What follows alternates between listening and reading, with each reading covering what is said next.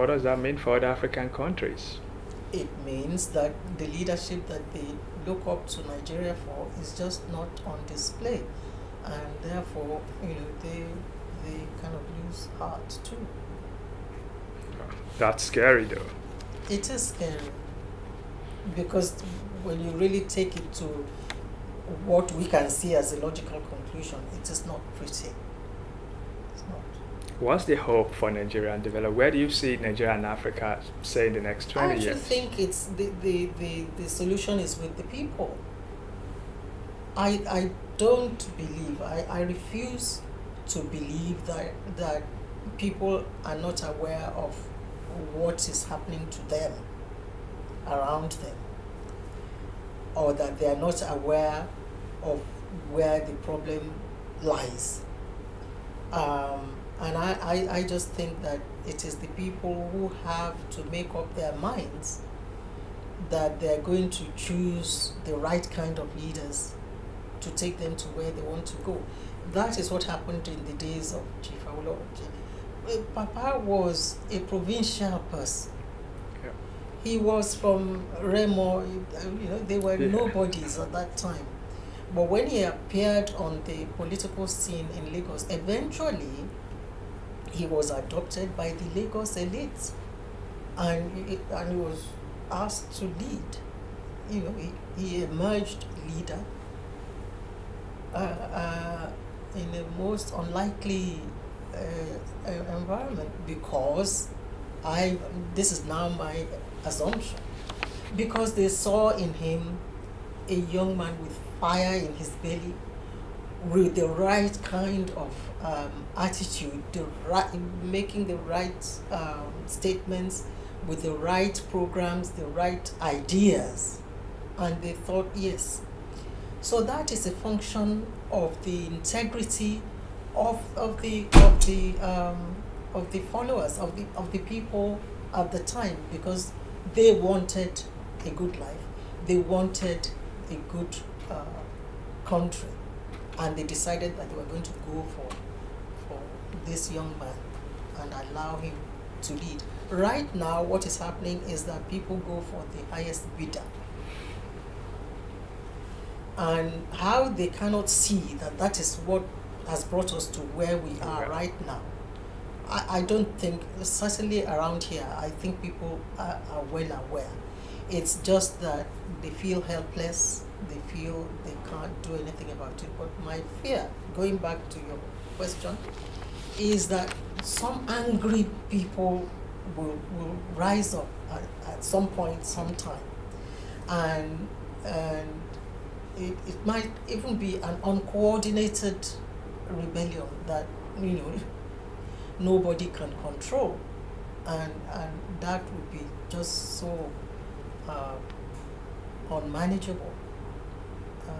So really, I think it's the people that should decide.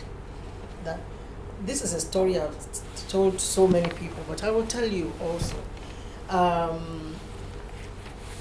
There, just before the Second Republic, there was a conflict between the leader of the Committee of Friends. That's what they were called when they were before politics was allowed again.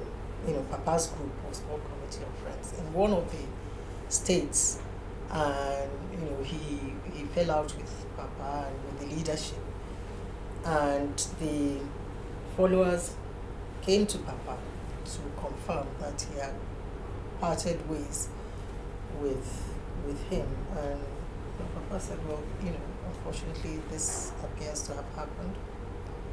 And what they did, they made up their minds, because they had weekly meetings in his house. Okay. I think I told you the story before. They had weekly meetings in his house, and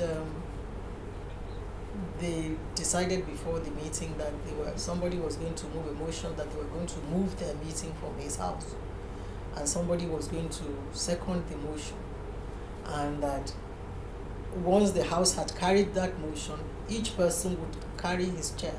They had already they already hired a truck waiting out there. because the movement was their own. It didn't belong to the leader. It was theirs. And therefore they had the power to choose and unmake. And that was exactly what happened. Each person carried their chair because those chairs were paid for from their dues. And they just carried their chairs and left his house and went somewhere else. And that was it. That was the kind of power. And I think until people realize that they are human beings too, and they have rights, and their children have rights, they have a right to look forward to a good future and a better future for their progeny. Until they see that, I am afraid we'll be groping in the dark. Right. So let me go a little bit personal now, and that will be about you. You celebrated 70th birthday in February of this year. That's a milestone. It is. Are we going to see your memoirs soon? Yes. How soon will I that don't know be? about soon, but you will see my memoirs. I wish I had done it to coincide with my 70th birthday, but it was just not possible. And I think it wasn't the time. So the time wasn't right. So yes, you will see my memoirs. And how do you unwind? I guess you are retired a little bit now, but you never retired anyway. No. I unwind by I watch a lot of television, and What's your favorite show? I like comedy shows. That is the only way I can unwind. Just comedy, just shows that I don't have to think at all, and I can just be entertained, and I can laugh and forget my worries. That's what I do. It's a pleasure meeting you, and we're talking with Ambassador Tokubo Awolowo, the daughter of the sage Chief Obafemi Awolowo and the former Nigerian ambassador to the Netherlands. Thank you, madam, for having us here today. It's been a pleasure.